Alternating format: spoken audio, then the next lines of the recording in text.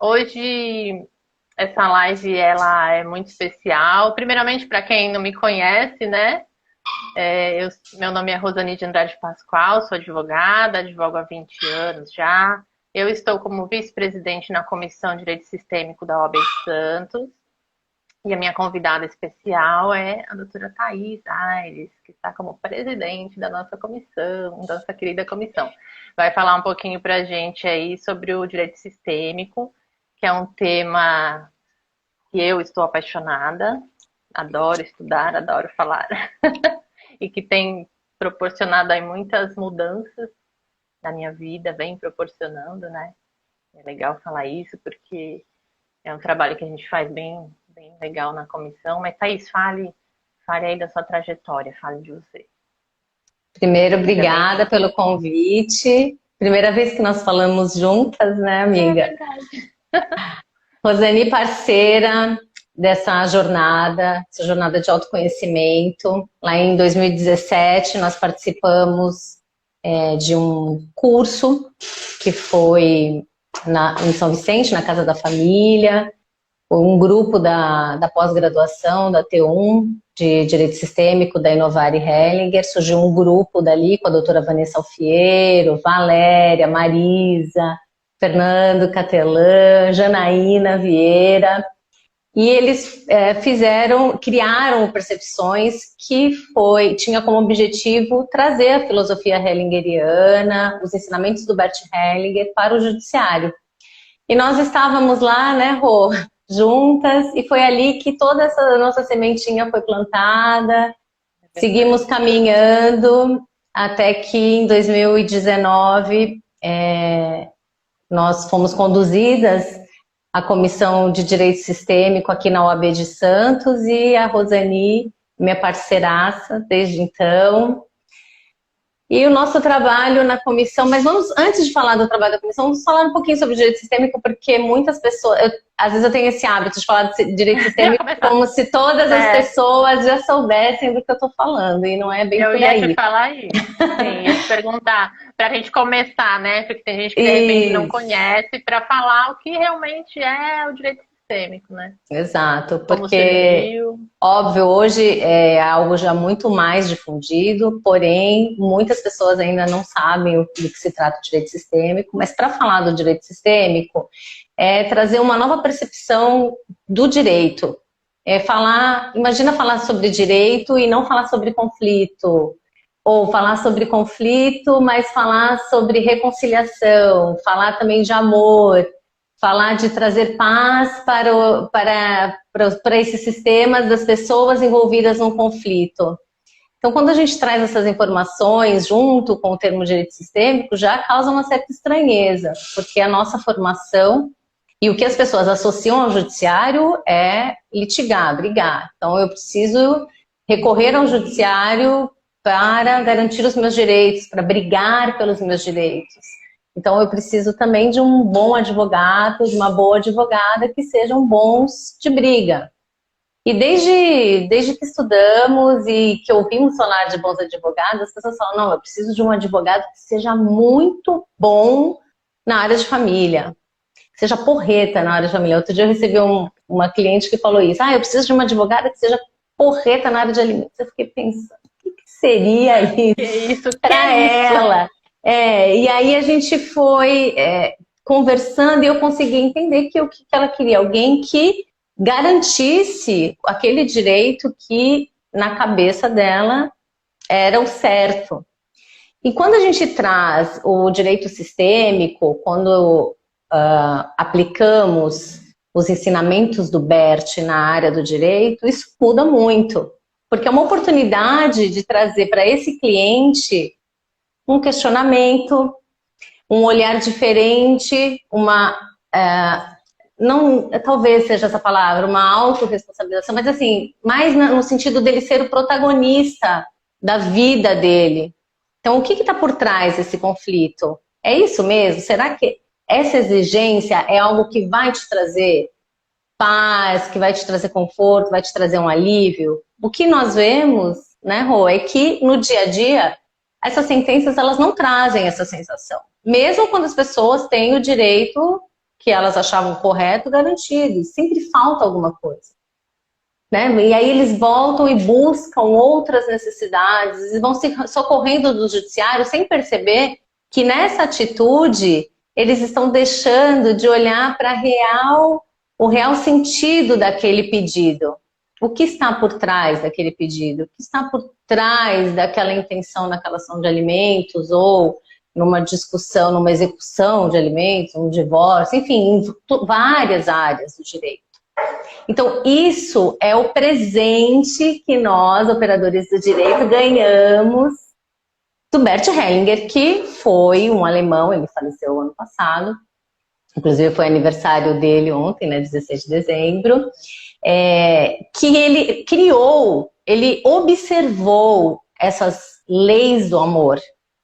E como que ele fez isso? Até eu estou lendo, terminando de ler a biografia dele, é um livro que eu recomendo muito, porque é muito interessante, porque ele fala que a primeira lei que ele percebeu foi da precedência.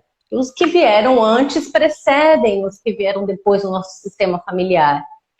Então, depois disso, ele fala que as outras leis ele percebeu em meditação, que eu vou falar de uma forma muito breve, porque aqui a gente está numa live, mas essas leis do amor são 3 leis, da hierarquia, equilíbrio e pertencimento. Então, a hierarquia é observar essa precedência dos que vieram antes, os maiores, né? Quem são os maiores e que nós devemos olhar com respeito no nosso lugar, que são os nossos pais, os nossos avós, isso numa relação de pais, os filhos são sempre os pequenos e os pais são os grandes. Existe hierarquia também quando a gente fala de relacionamento, a precedência dos relacionamentos anteriores e a prioridade dos relacionamentos atuais. Também é um assunto que teríamos horas aqui para falar sobre isso.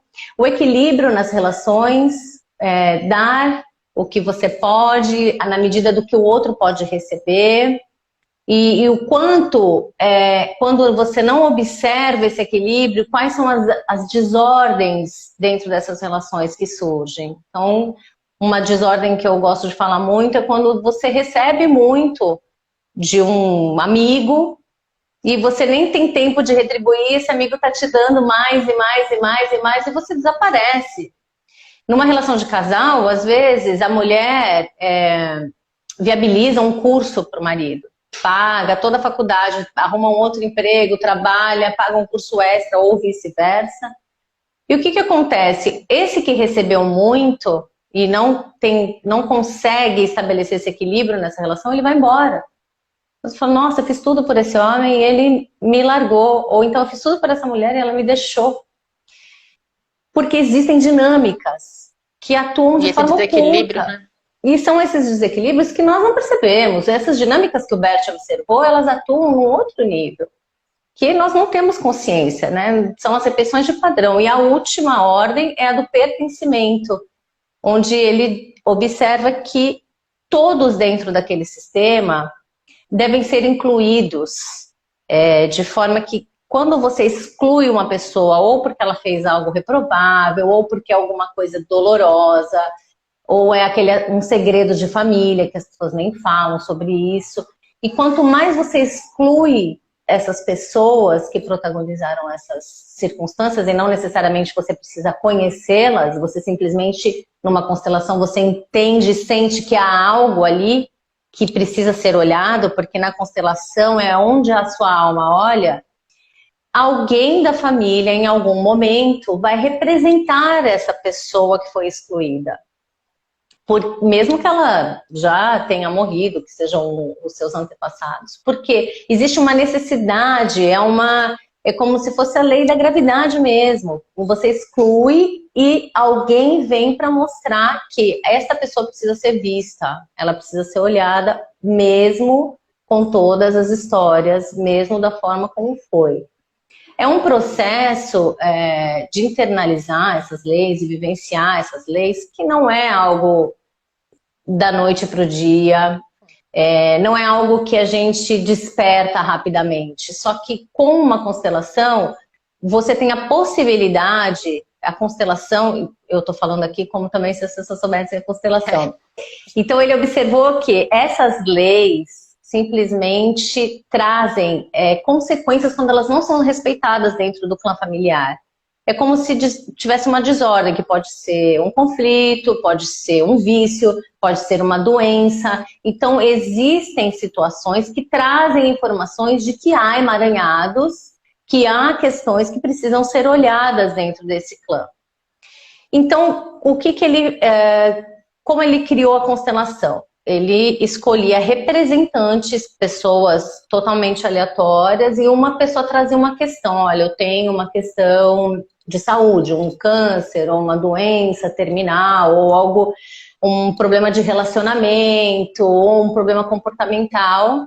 E ele posicionava as pessoas representantes da família. Essa pessoa que trouxe a questão nem conhecia. E essas pessoas sentem. É uma ressonância mórfica que a gente fala, uma ressonância do campo mórfico. Campo mórfico, né? E as pessoas, essas informações vêm e elas trazem uma imagem. E a Cristina Laguna define isso de uma forma excelente. É uma imagem desordenada que traz dor e sofrimento.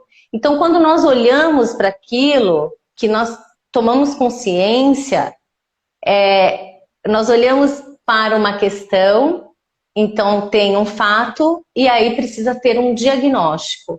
E o que a constelação faz? Ela atua sozinha? Esse movimento que é feito, as falas que são feitas, elas vão por si só? Olha, agora eu constelei esse problema com a minha mãe. Tá resolvido, né? Agora acabou, já tá tudo, tô de bem com a minha mãe na alma. E aí a pessoa vai e continua ainda remoendo sentimentos, né, de rejeição, sentimentos de tristeza, de mágoa. Então, ela não tomou o que ela precisava ali, daquela constelação. Tem uma segunda parte, que é a parte que a gente precisa fazer a lição de casa. O movimento é lindo e o campo atua de forma sozinha, né, de forma independente. O facilitador de uma constelação, ele não é a pessoa que vai trazer a informação, ele só vai conduzir do lado, junto com aquela pessoa, porque as emoções e os sentimentos, eles surgem. Isso é uma terapia breve, né? Foi denominada durante muito tempo dessa forma, como uma terapia breve. Só que hoje, o que nós conhecemos? Sabemos que isso foi ampliado, né, no direito sistêmico com um outro olhar. Nasceu dentro da constelação. O Dr. Sami Storch, que é um juiz da Bahia, conheceu as constelações por uma questão pessoal, como eu, como você, como quase todas as pessoas que atuam com esse olhar. Buscamos a constelação num outro contexto. E ele percebeu que ali desemaranhavam questões familiares muito, muito importantes, muito sérias. E que aquelas pessoas que estavam ali envolvidas no conflito se sentiam livres. E ele atuando, né, na vara, pensou, uau, por que não levar isso para o judiciário? Então, assim começou o direito sistêmico. O direito sistêmico, ele nasceu da aplicação das constelações no judiciário. Tema polêmico, né? Podemos dissociar, então, as constelações do direito sistêmico?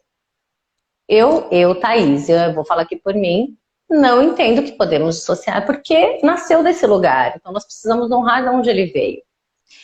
E ele começou a fazer essas vivências no fórum, e outros juízes também, outras pessoas até já faziam, já aplicavam a filosofia hellingeriana no cotidiano dentro do judiciário. Mas constelação, o Sami foi o pioneiro. Foi o primeiro, né? E não só o pioneiro, ele trouxe a primeira vivência de constelação dentro do fórum, como a partir do trabalho dele tomou a proporção que nós vemos hoje. São muitos tribunais, tem tribunais hoje que formam juízes consteladores. Então, existem muitos projetos, as OABs têm mais de 130 comissões de direito sistêmico no Brasil todo. Ou seja, nós levamos essa mensagem para os advogados, os tribunais trabalham nas varas de família, de menores, violência doméstica, trabalhista, tem o seu grupo que você também participa, o trabalhista sistêmico, que traz também essa realidade das pessoas. Não é só o caso de família, porque nasceu nesse lugar. Empresarial, as dinâmicas que surgem nas empresas, quando não são observadas essas ordens, é algo assim impressionante. E as pessoas precisam quebrar essa crença de que só atua no direito de família. Não, atua em qualquer área, imobiliário. Se nós analisarmos questões de vendas, documentação, fica lá emperrado, aquele imóvel não vende de jeito nenhum. Existem dinâmicas por trás dessa não venda, deste problema. Herança, né, Thaís? Herança também, a gente vê muita coisa. Sim, inventários, os inventários são, enfim, casos que têm muitas dinâmicas por trás, de, às vezes, herdeiros não reconhecidos, enfim. Quando a gente fala sobre dinâmicas, é porque, óbvio, são casos que foram olhados numa constelação. Cada caso é um caso, mas a gente observa que tem alguns que sempre se recorrem ao mesmo problema. Acabam se repetindo, né? Exato. Mas são várias possíveis, isso, né? Cada caso tem que ser possível. analisado individualmente. Exatamente. Claro. Quando eu fiz uma pós-graduação em Direito Sistêmico em São Paulo, né, na Inovare, com a parceria com a Hellinger Schur, e eu tive aula com o Renato Bertatti, e num módulo de inventário foram feitas várias dinâmicas, e o que era observado, na maioria dos casos, que a pessoa que representava o inventário, ela simplesmente não se emaranhava na questão. Ficava bem distante. Então, assim, os herdeiros não olhavam para o inventário. Eles tinham outros problemas e por isso o inventário estava lá. Ninguém olhava para ele. Ninguém queria saber do inventário. Eles tinham problemas muito mais sérios.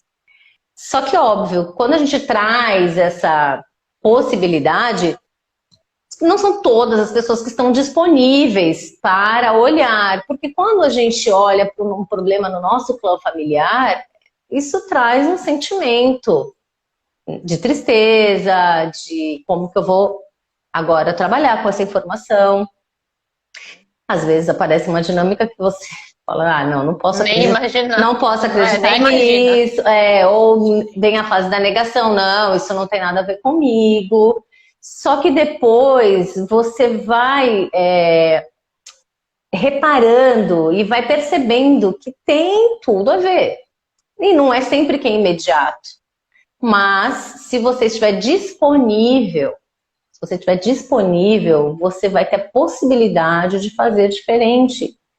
Então, no direito, nós como advogados, o que a gente pode trazer para esses clientes? Nós temos que primeiro sair do papel de salvadores desses clientes, de eu resolvo tudo para você, eu tomo todas as decisões, porque todas as vezes que eu fiz isso, ficou pesado, eu me senti culpada, eu me responsabilizei pelo que não deu certo, sendo que eu não tinha nada a ver com isso. E isso num nível assim, bem mais tranquilo. E muitos advogados que lidam com questões muito, muito pesadas, principalmente no âmbito de violência, por exemplo, e que tomam aquele problema porque existe algo no campo do advogado que se conecta com essa dor, né? E ressoa nessa dor e ele fala, ok, agora é eu que vou. Agora é a minha vez, eu vou brigar.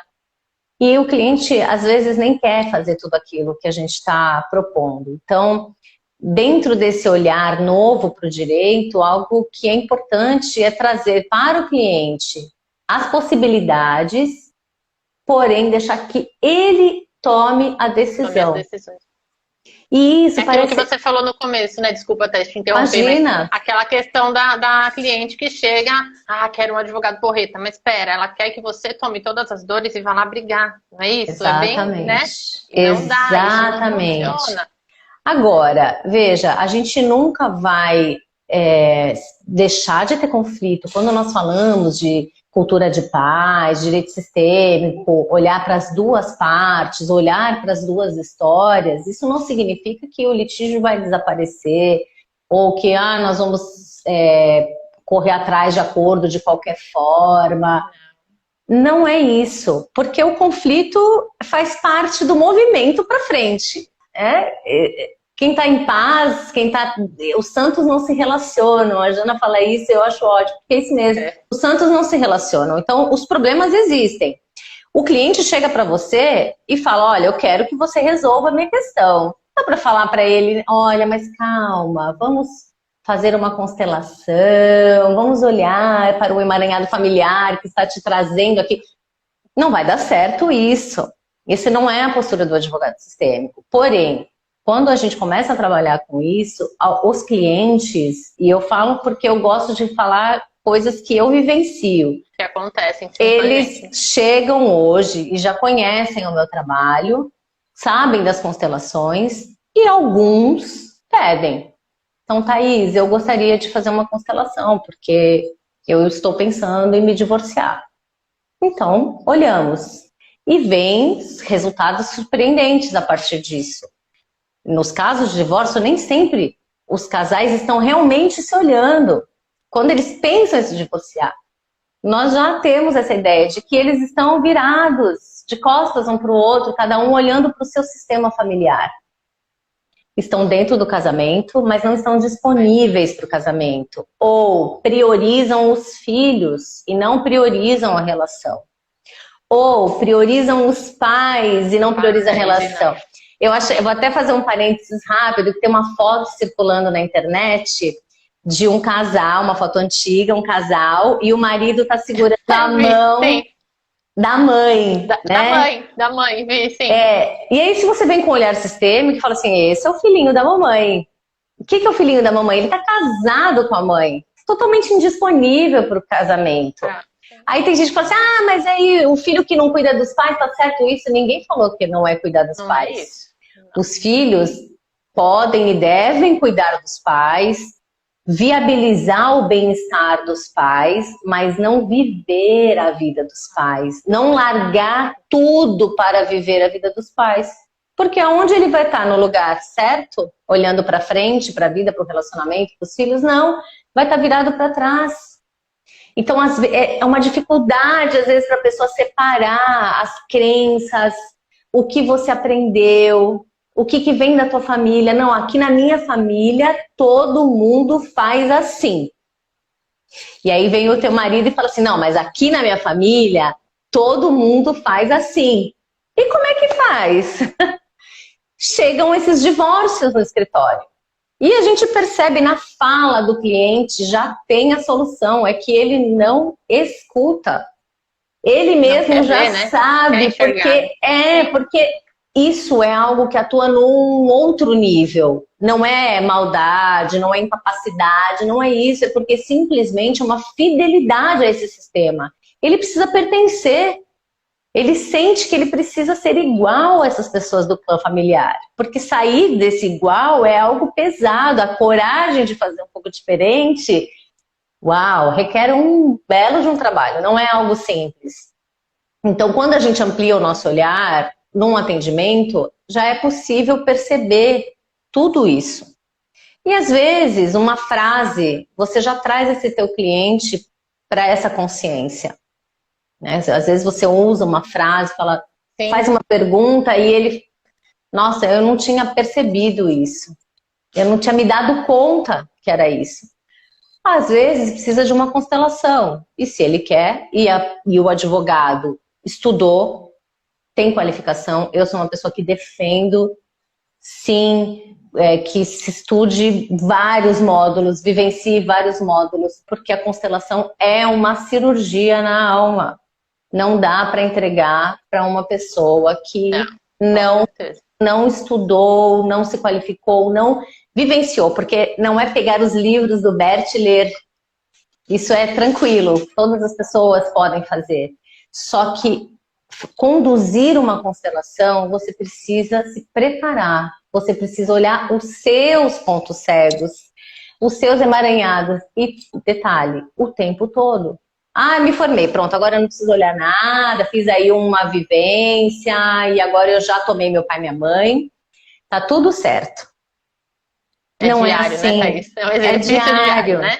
Então, se você é um advogado, porém você não se sente, né, preparado porque não tem essa qualificação, tem muitos facilitadores maravilhosos que trabalham. Hoje a gente atua online, então você pode convidar o seu cliente, olha, existe, mostra os números, está lá no site do CNJ, o que dá certo, os casos que dão certo. Isso não é algo assim que é falácia, está comprovado. Então mostra para ele, isso acontece, isso dá certo, isso é bom. Pensa, quem sabe? Porque às vezes a pessoa também não está mais afim, ela não aguenta mais viver naquilo. Só que ao invés de olhar para ela mesma e tomar uma decisão, ai, deixa que o advogado resolve, deixa que o juiz vai dar uma sentença, e aí o que o juiz falar, aí a gente tem que fazer. Tá falado, né? Pronto. Mas isso é como a gente vê, não resolve, não põe fim, né? E aí as pessoas retornam ao judiciário com às vezes as mesmas questões ou parecidas, tentando chegar naquele mesmo, né? Resolver, mas não sabem que não é ali que vai ser resolvido. Exatamente. Né? Não vai ser, não vai ser. Mas muitos ainda acreditam que sim. Então, são aqueles clientes que entram com uma ação de alimentos, depois uma execução, depois não está cumprindo visita. Revisional, tudo. Nunca mais ele sai do escritório. Então, hoje, o que acontece? Eu não escolho os meus clientes, eles são todos muito bem-vindos. Mas tem alguns clientes que, quando eu faço algumas perguntas, aquele incômodo é algo tão pesado para eles que eles não voltam. Ele não fica. Ou depois de muito tempo, ou de passar por processos que foram desgastantes, eu devia ter tomado esse caminho. Agora eu gostaria de fazer diferente. E tá tudo certo. Então, assim é mais leve para mim. Porque antes eu pegava, falava, não, tá bom, vai. Vamos resolver, né? Deixa eu fazer assim, porque... E aí era algo que para mim não me deixava bem, porque eram questões minhas que me conectavam com esses problemas.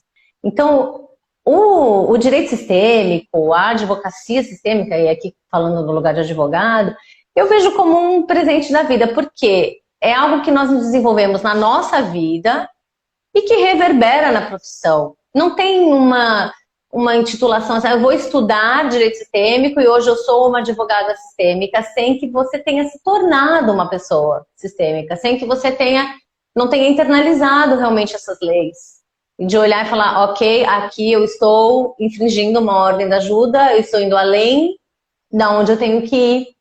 Ou então, ok, aqui eu estou julgando essa pessoa, eu estou rejeitando isso nessa pessoa e é por isso que eu estou vivenciando essa situação. E, Rô, é impressionante. Os casos que chegam que tem problema são aqueles casos mais complicadinhos. Quando eu paro e olho com calma e dou um passo para trás, eu percebo o quanto daquilo tem em mim. Então, assim, por isso eu acho maravilhoso. Sem dúvidas, para mim, como pessoa, foi algo que me mudou. E aí as pessoas que vivem ao meu redor foram não só beneficiadas, como também tocadas com isso. Então eu não preciso falar para minha mãe que ela tem que fazer uma constelação, ou para minha irmã, ou para o pai da minha filha, porque essas pessoas elas vão sentindo essa mudança, eu vou devolvendo para cada uma o que é delas, não me alio mais também, e aí, opa, alguma coisa diferente aqui. Então acho que eu vou ter que fazer... Tá me ouvindo? Tá, então não, deu uma travadinha. Tá, então assim, nós também temos essa missão de fazermos algo que vai deixar com que os outros também entrem no estado adulto. Porque às vezes a gente fica em algumas situações corroborando para que aquela pessoa continue no infantil, né? Naquela caixa de criança, fazendo exigências, e a gente fala, não querendo tomar decisões, né? Isso, não querendo tomar decisões, e a gente fica ali remediando uma situação, ao passo que quando você está no seu adulto e que você toma uma decisão e fala, agora você também vai decidir isso, você não fez nada. Você não teve que se desgastar, você só teve que tomar uma decisão. E aí a outra pessoa não vai ter jeito. Ou ela vai por bem, ou ela vai por mal. Ela vai fazer o que ela quiser da vida dela. E isso também é com os nossos clientes. Olha, a situação é essa e essa. Qual que você quer? Aconteceu comigo recentemente um caso que ela falou, não, mas eu quero fazer desse jeito. Aí eu falei, não. Tem certeza? Porque, olha, eu acho isso.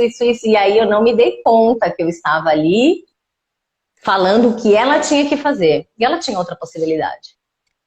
E aí eu fiquei bem incomodada no começo. Nossa, não, isso não vai dar certo. Ela vai sofrer um prejuízo. Depois ela vai vir e vai falar que eu não orientei direito. Então, o que eu fiz?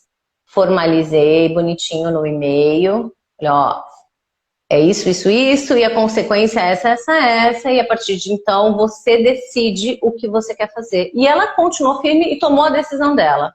E foi ótimo, porque então eu me libertei também dessa ideia de que não ia dar certo e que a culpa ia ser minha. E ela assumiu a responsabilidade pelo não. O como isso vai reverberar caso não dê certo é um assunto dela. Sim. É um assunto dela. Então, como advogados, nós precisamos nos resguardar, né? E olhar para isso também com cuidado, mas respeitar também a vontade do cliente. Quantos casos? Eu já vi vários casos. Não, eu vou entrar porque tem direito a isso. Eu acho que tem direito. Aí já muda a palavrinha. Mas eu vou lá, eu vou brigar, vamos ver e tal. E aí perde. E às vezes o cliente nem queria brigar por aquilo. Ele já sabia que ele não tinha direito. Ele já sabia que ele não tinha direito. Mas o advogado, não, vamos tentar reverter. Só que perde, o que acontece? O advogado fica pesado, porque ele que insistiu. Pode falar, desculpa, Rô. Não, eu comentei com a Catuxa na live da semana passada sobre isso, né? A questão do advogado falar, não, vamos recorrer porque você consegue melhorar essa sentença, tal, o cliente, não, mas eu não quero, para mim a situação está ótima assim, está resolvido, ponto. E aí a primeira vez que isso aconteceu comigo, eu tive que parar. Nossa, mas como assim o cliente não vai recorrer? E aí eu pensei, eu falei, não, tá certo, porque a decisão é dele, o problema é dele, não é meu. Ele tem que saber o que ele vai, como ele vai alcançar a paz. É assim? Tá bom para ele, então está ótimo. Né? Isso é diferente de você não recorrer porque você acha que ele não vai ganhar.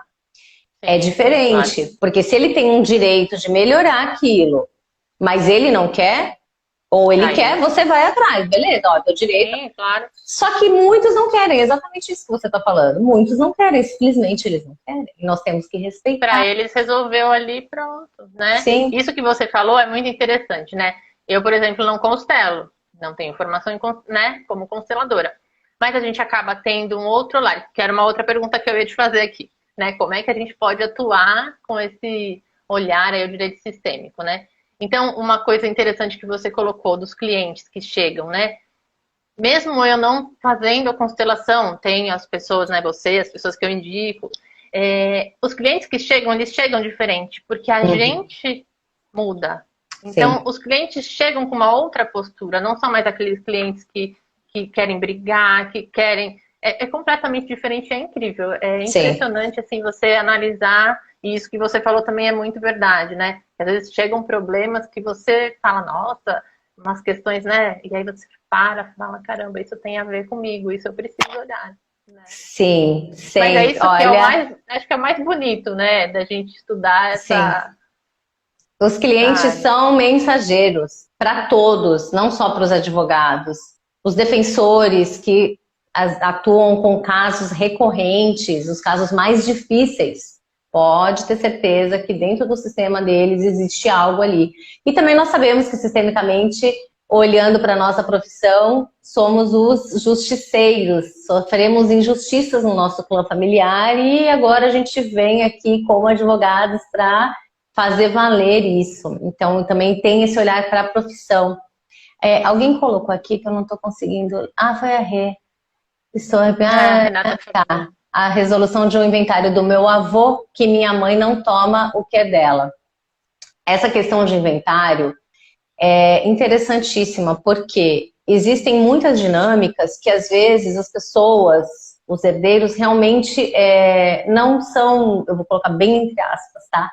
Merecedores daquele direito que vem com a herança. Então, às vezes numa família, um dos filhos foi o que trabalhou mais, ou foi um dos filhos que cuidou mais. Sabe quando tem leveza? Quando o filho que cuidou mais, isso em dinâmicas que eu já participei de constelações, tá? Quando os filhos que cuidaram mais, que abdicaram, que abriram mão, quando eles recebem mais. Quando os outros reconhecem o que esse irmão fez e por conta disso eles abrem mão. Claro, isso se o irmão quiser receber mais. E já vi várias constelações nesse sentido. Então, a parte de inventário, existem muitas dinâmicas, mas é fato, se ele está lá emperrado, se ele está paradinho, tem alguma coisa ali que precisa olhar com carinho e com amor. Então, Rô, eu nem sei que horas são, você vai me avisando que a gente começa a falar e não para mais. Tá. Eu acho que a gente começou, era umas 17, é que eu me perdi aqui, que a gente fez umas tentativas, né? 17h40 era? Mais ou menos. Não 17h30? Sei. E são que horas agora? 18h15. Tá. Acho que mais uns 15 minutinhos a gente pode falar. Tá, lógico. Então, isso é o direito sistêmico. Bem resumindo, é o olhar, a aplicação também da filosofia hegeliana, da postura sistêmica nos atendimentos. O objetivo, trazer paz, estabelecer uma outra comunicação com o cliente, trazer uma outra comunicação com o outro advogado. Mas, gente, o começo de tudo, qual é o começo de tudo para quem quer olhar para o direito com essa postura sistêmica ou com a aplicação das constelações? É tomar o pai e mãe, o profissional. Primeiro, na vida eu tenho que fazer isso, eu tenho que internalizar os meus pais, e aí o tomar pai e mãe é algo também, é um assunto interessantíssimo, porque nem sempre quando nós estabelecemos uma boa relação, eu tenho uma boa relação com o meu pai, com a minha mãe, e aí faz um exercício sistêmico e percebe, nossa, mas eu senti uma emoção diferente, eu senti... Porque existem dinâmicas ocultas, como eu falei lá atrás. Então, isso assim, eu tô falando de quem tem boas relações. Agora tem pessoas que têm relações, não conhecem os pais, ou não conhecem o pai, ou não conhecem a mãe. Ou tiveram alguma questão de violência com os pais, então eu não posso chegar e falar assim, olha, você tem que aceitar o seu pai do jeito que ele é. O que essa pessoa vai pensar se eu falo isso para ela? É algo que vai além, não é só se conectar e falar assim, eu tenho que aceitar esses defeitos. O Bert fala muito isso. A gente não pode fazer exigência da forma como veio, através dos pais, porque a vida veio não dos pais, a vida veio através dos pais, ela veio de muito mais longe. E a gente não tem como separar, olha, eu queria que meu pai e minha mãe não tivessem isso, como eles também não podem exigir isso dos filhos, eu quero que eles sejam diferentes, eu gostaria que eles fossem de outra forma. E quando você se conecta com isso, com essa grandeza dessa fala, de que o tomar os pais é algo que veio e que nós somos isso. Então nós somos os nossos pais, independente do que foi. Eu não tenho pai, só tenho mãe. Tem mãe, tem pai, porque não tem outra forma de nascer.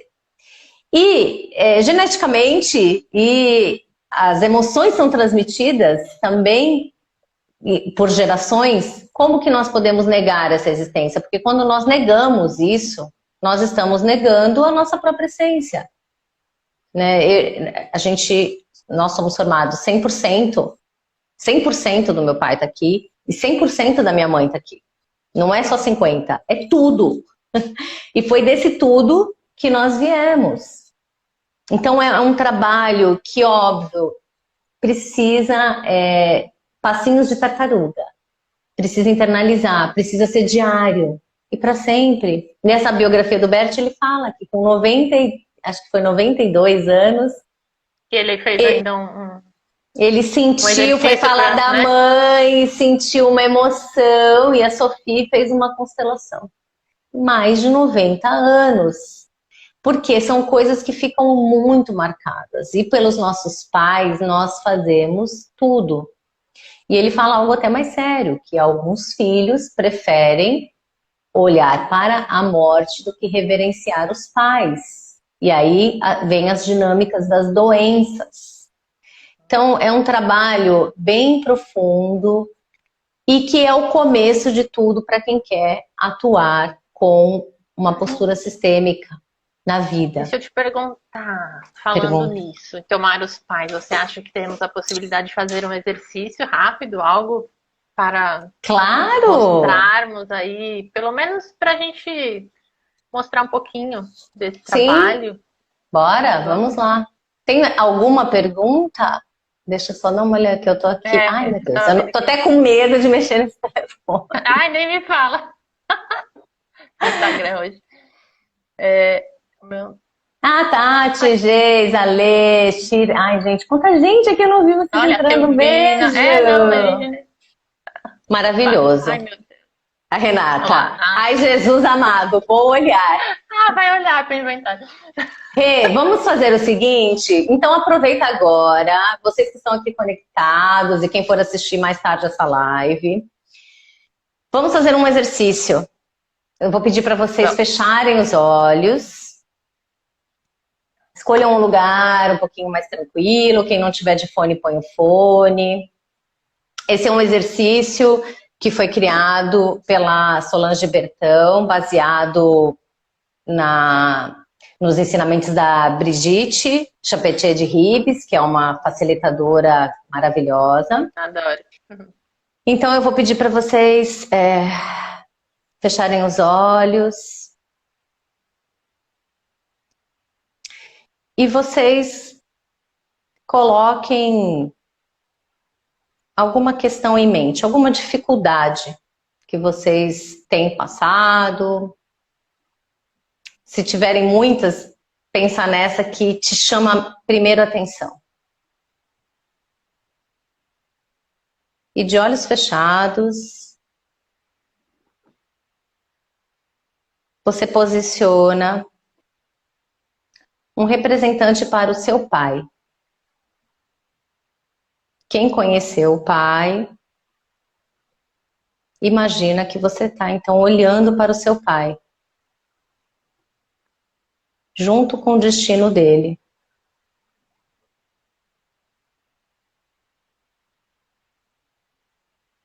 E agora você olha e escolhe uma representante para sua mãe. E quem conhece a sua mãe, imagina a sua mãe em frente. Se vocês não conhecem nem o pai nem a mãe, imaginam apenas uma pessoa para representar. Então, visualizem, vocês estão parados, olhando de frente para o pai e para a mãe. E agora os seus pais, eles vão subir em uma cadeira. Eles vão ficar em pé. Cada um em cima de uma cadeira.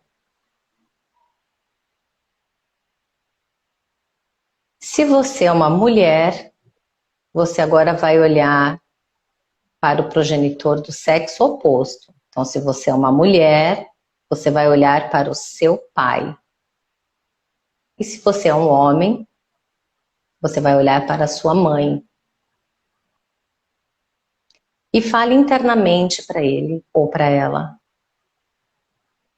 Prometi ser fiel a você. Agora vejo isso.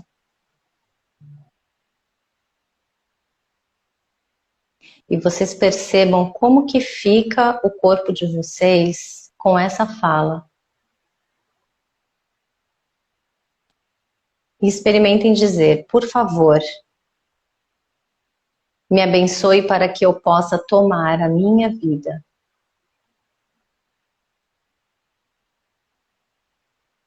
Percebam se é possível falar, como que vocês ficam.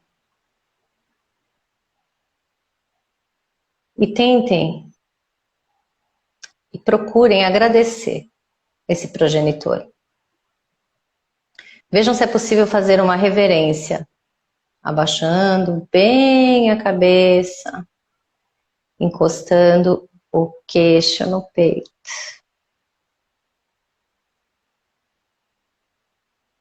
E você vai fazer isso até que você sinta que ele já pode descer da cadeira.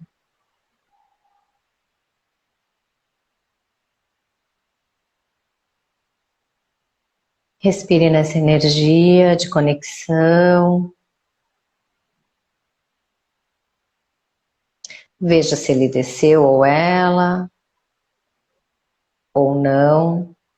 Está tudo certo também. E agora vocês vão olhar para o progenitor do mesmo sexo. As mulheres vão olhar para suas mães e os homens vão olhar para os seus pais. E mentalmente digam: prometi ser igual a você. E vejam como que fica o corpo quando vocês falam isso. Por favor, me abençoe para que eu possa tomar a minha vida diferentemente de você. Mas com você no meu coração. E veja se consegue fazer uma reverência. Abaixando bem a cabeça. Bem pequenininhos perante a sua mãe, ou no caso dos homens, o seu pai.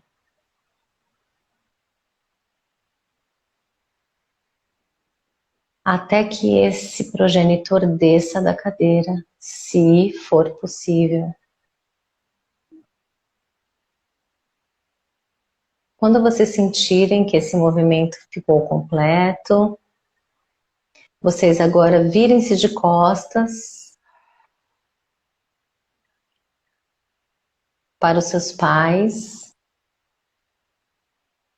Só que vocês agora vão olhar para a própria vida, olhar bem longe, para frente.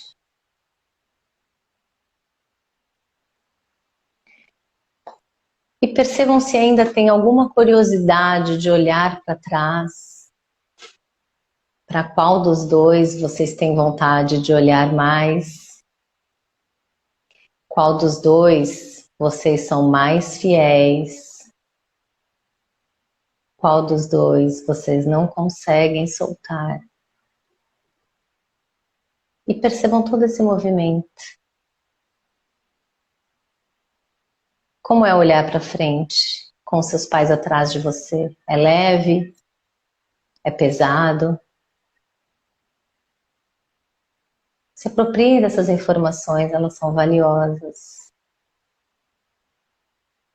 Experimentem dar um passo para frente.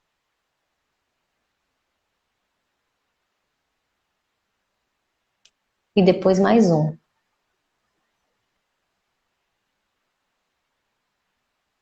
E respirem nessa força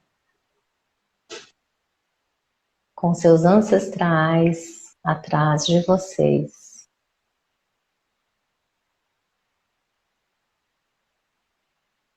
Com amor no coração, no seu tempo, vocês podem ir abrindo os olhos e sentindo a energia desse exercício reverberando. Talvez vocês tenham muitos insights a partir disso. E óbvio que a gente não vai conseguir contemplar a todos, mas eu fico disponível depois, a Rô também, para quem quiser compartilhar. E esse é um exercício muito interessante para que vocês tomem consciência dessas fidelidades. Aonde você tem força? Nós sabemos aonde nós temos força, é olhando para frente, olhando para a vida, mas nem sempre isso é possível, nem sempre isso é leve. Então, existe um trabalho a ser feito aí. E espero que vocês tenham gostado do exercício. Rô, amei a nossa live. A gente ficaria aqui horas conversando. Horas. Com certeza. Olha, eu vou ter que te chamar de novo para a gente falar especificamente sobre nosso trabalho na comissão. Sim, verdade. Tá bom? Tá bom. Uma outra hora a gente vai voltar aí para conversar sobre isso. Tá bom. E adorei, espero que tenham gostado. Eu preciso fazer uma propaganda agora, que eu participei de um livro. Verdade. Se chama Práticas Sistêmicas na Solução de Conflitos, Estudo de Casos. São vários coautores, pessoas que eu admiro muito, profissionais incríveis, e eu tive a honra de participar. Manda o meu, ainda não estou com o meu aqui. Com certeza. E o meu capítulo é o primeiro. E a minha frase é: o primeiro caso de sucesso é o nosso próprio processo. Então, antes de falar sobre qualquer processo, nós precisamos falar sobre o nosso processo, porque é isso. E só um lembrete que a minha professora Angélica Oliveira, ela fala muito sobre essa questão de tomar os pais. Quando que nós percebemos que então tomamos os nossos pais? Quando nós somos capazes de falar algo deles com um sorriso. Então, se você consegue lembrar de algo que foi engraçado, que foi leve, você sorri, significa que você está no caminho certo de tomar os seus pais. E quando você não conhece o seu pai, você pode olhar para sua mãe e de repente você descobrir que você tem uma habilidade diferente que a sua mãe não faz a menor ideia. Por exemplo, você sabe cantar bem e sua mãe é desafinada. Então você entende que isso veio do papai. Veio de um outro lugar que não foi dali e você acolhe aquilo. E isso serve também para quando as mães solo, os pais não são presentes, elas podem fazer um trabalho de internalizar esse pai nos filhos, porque eles sentem força, sentindo a origem, da onde eu vim. Eu tenho um pai e uma mãe, então quando você fala mal do pai, você fala mal da criança, porque lembra que a gente falou que é 100% cada um. E se eu falo que o pai é fraco, não presta, não vale nada, então eu estou falando que uma parte do meu filho ou da minha filha também não prestam e não valem nada. Isso é uma observação muito importante, é um recado para que as pessoas possam refletir e se escutar, se olhar melhor, e de repente essa mãe que acaba reproduzindo isso para o filho também tem algumas questões com o próprio pai, então ela precisa primeiro olhar para o pai dela para depois fazer isso com a filha. E é isso, Rô, obrigada, eu amei, obrigada a todas as pessoas que estão aqui conectadas, muito legal, um beijo. Adorei, tá? Obrigada pelo convite, por ter aceito, né, o convite. É que eu tô na no final... virou uma bagunça, mas enfim. Deu tudo certo. Gratidão. Eu que agradeço, amiga. Eu queria encerrar essa live com uma frase, que eu li essa frase e fiquei com ela na cabeça, e acho que assim, tem tudo a ver com o que a gente faz na nossa comissão, tudo a ver com o direito sistêmico. Eu tenho muito para mim que conhecimento tem que ser compartilhado, né? A gente tem que compartilhar, e essa frase é da Clarice Lispector, ela fala assim: quem caminha sozinho pode até chegar mais rápido, mas aquele que vai acompanhado, com certeza, vai mais longe.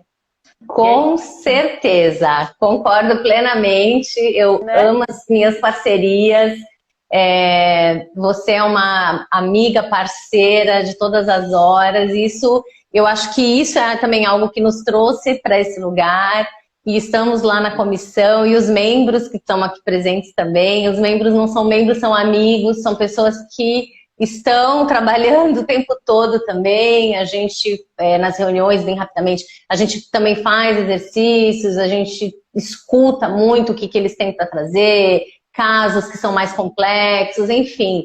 Essa comissão é maravilhosa. Presente, só né? presente.